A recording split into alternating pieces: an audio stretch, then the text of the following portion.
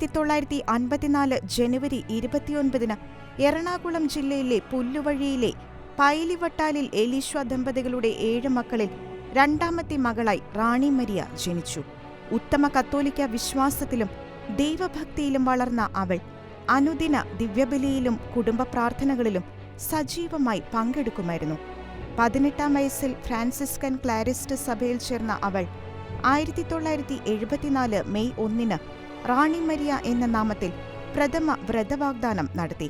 ഉത്തരേന്ത്യയിലെ പ്രേക്ഷിത പ്രവർത്തനങ്ങളിലെ സാഹസികതയും അനിവാര്യതയും ബോധ്യമായ അവൾ പ്രയാസങ്ങളെയും എതിർപ്പുകളെയും ബുദ്ധിമുട്ടുകളെയും തരണം ചെയ്ത് ഉത്തർപ്രദേശിലെ ബിജ്നോറിൽ തീക്ഷ്ണമായ പ്രേക്ഷിത പ്രവർത്തനങ്ങളിൽ ഏർപ്പെട്ടു. 8 വർഷത്തോളം തന്റെ വാക്കുകളിലൂടെയും പ്രവർത്തനങ്ങളിലൂടെയും സുവിശേഷവേലയിലും പാർശ്വവൽക്കരിക്കപ്പെട്ടവരുടെ ഉന്നമനത്തിനായും അഹോരാത്രം അവൾ അധ്വാനിച്ചു. തുടർന്ന് 9 വർഷം മധ്യപ്രദേശിലെ സത്ന രൂപതയിൽ പ്രേക്ഷിതവേലയിൽ വ്യാപരിച്ച് ഗോത്രവംശജരുടെ ഇടയിലും യുവതലമുറയുടെ വിദ്യാഭ്യാസത്തിലും അവൾ നടത്തിയ സ്തുത്യർഹ പ്രവർത്തനങ്ങളിൽ ആകൃഷ്ടരായി നിരവധി പേർ ക്രൈസ്തവ വിശ്വാസം സ്വീകരിച്ചു. ദരിദ്രരെ ഭൂവുടമകളുടെ ചൂഷണങ്ങളിൽ നിന്നും രക്ഷിക്കാനായി ധൈര്യസമേതം സ്വരമുയർത്തിയ ആ ധന്യസന്യാസിനിയുടെ നീക്കങ്ങൾ ഭൂവുടമകളെ ചൊടിപ്പിച്ചു.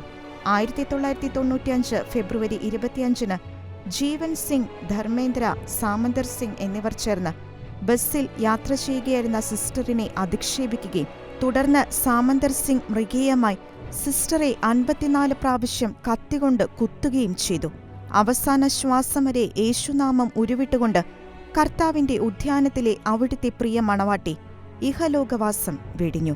ക്രൈസ്തവ ഉപവിയുടെയും ക്ഷമയുടെയും യഥാർത്ഥ പ്രതിഫലനമായി പിൽക്കാലത്ത് സിസ്റ്റർ റാണി മരിയയുടെ ഘാതകൻ സാമന്തർ സിംഗിന് സിസ്റ്ററിന്റെ കുടുംബാംഗങ്ങൾ നിരുപാധികം മാപ്പ് നൽകുകയും അവരുടെ കുടുംബത്തിലെ ഒരു അംഗമായി സാമന്തറിനെ സ്വീകരിക്കുകയും ചെയ്തത് ലോകനീതിയെ അമ്പരപ്പിച്ച ധീരനിലപാടായി ചരിത്രം കുറിച്ചു. 2017 നവംബർ 4 വാഴ്ത്തപ്പെട്ട രക്തസാക്ഷിത്വ മകുടം ചൂടിയ പ്രഥമ ഭാരതീയ വനിതയായി സിസ്റ്റർ റാണി മരിയ ഉയർത്തപ്പെട്ട ശുശ്രൂഷകളിൽ പങ്കെടുക്കാൻ സാമന്തർ സിംഗും സന്നിഹിതനായിരുന്നു.